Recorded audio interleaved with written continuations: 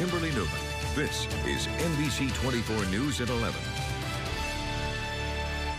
You see it in the paper, online. We talk about it here on the news. The opioid epidemic hits Ohio hard. But rather than break down the numbers and the rising statistics, NBC24's Caroline Cohen spoke with somebody on the other side in recovery. She is live in the newsroom for us with this special report tonight. And Caroline, this Sylvania man turned his life around after more than a decade of dependency. Ryan, you're about to meet Todd Crandall. Now, while everyone is different, it wasn't about admitting he had a problem or seeking out classes. For Crandall, it was about identifying the underlying struggles, and now he's helping others do the same. According to the National Institute on Drug Abuse, every day more than 100 people in the United States die of an opioid overdose. Nobody intends to grow up to become a drug addict. And Ohio is one of the top 5 hardest hit states in the country. Opioids don't discriminate. The powerful drug provides immunity to no one. And Northwest Ohio is no different. I was a kid that grew up in Sylvania, Ohio. On an outside level, I had everything, wore nice clothes, went to good schools. It all started as curiosity for Todd Crandall. I made a choice to try alcohol at the age of 13, and that's when everything literally fell apart. Growing into an unstoppable cycle, one that consisted of getting his hands on any and everything he could. Acid, Quaaludes, heroin, crystal meth, cocaine. These habits became routine.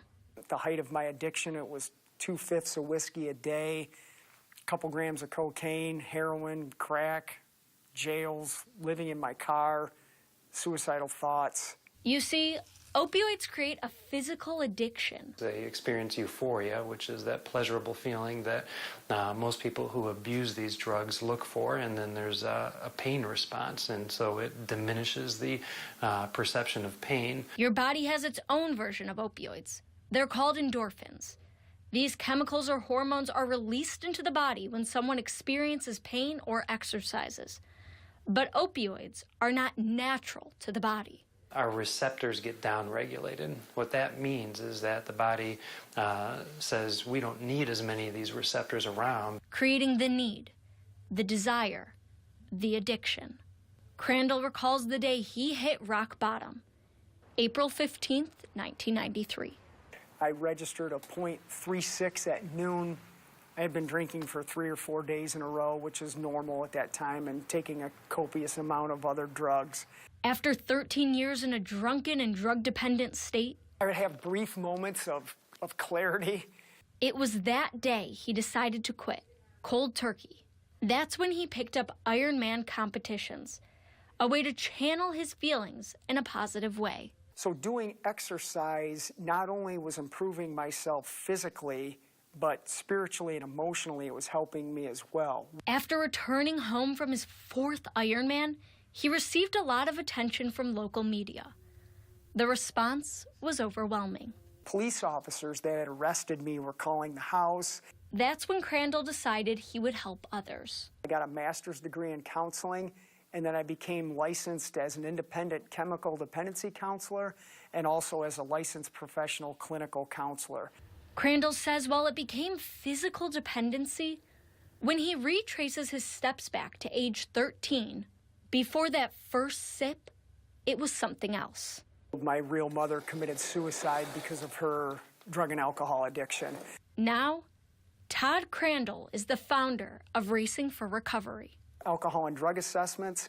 We do individual counseling, family counseling, educational groups. Crandall and his team worked to pinpoint the problems which led someone to addiction.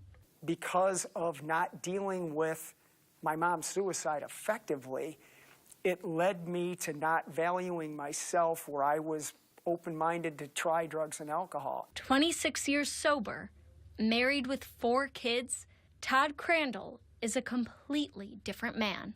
Crandall says he's learned to live a happy, effective life without the assistance of any substance. My life today consists of inner peace, which is worth millions. As you saw there, a complete 180, truly a remarkable man.